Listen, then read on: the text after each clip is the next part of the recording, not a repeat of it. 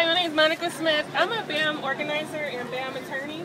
And I just want to say I'm really proud of everyone that's here and that is, you know, like standing up and fighting to, change the situation.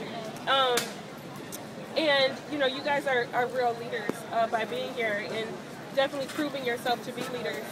I think I want to propose that we meet up right now after this, those of you who can, because we need to talk about next steps. A lot of people here, we sat in that registrar's office.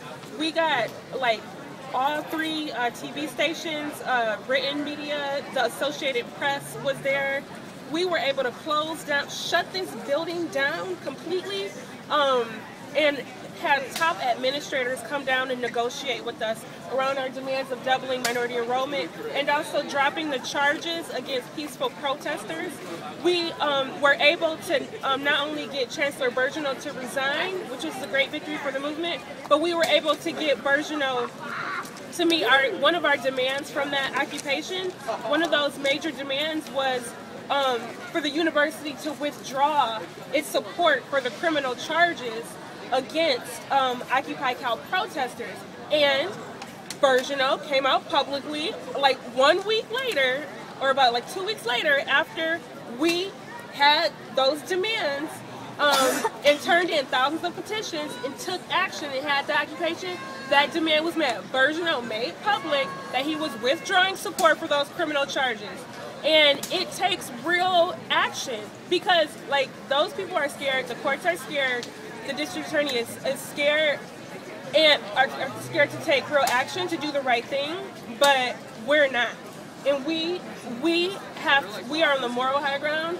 As long as they use a racist bias test like the SAT to determine who gets into this university and who doesn't, I mean, that is completely unacceptable. And if they're too scared to not use that test anymore, well, then they can't. We're not going to allow them to use that as an excuse to deny us admission, because we deserve to go here. We deserve to go to UCLA. We deserve to go to UC San Diego. Just to say one other thing, students at UC San Diego, when there was hate crimes against those students and some racist students hung a noose in their library, one of the demands of the Black and Latino students against hostile campus climate was to increase minority student enrollment. Because there were so few Black, Latino, and Native American students on campus, the climate was hostile. And you know what happened? Ward Connerly, he wrote a public statement saying that if you even increase minority enrollment a little bit, I'm going to file a lawsuit against you.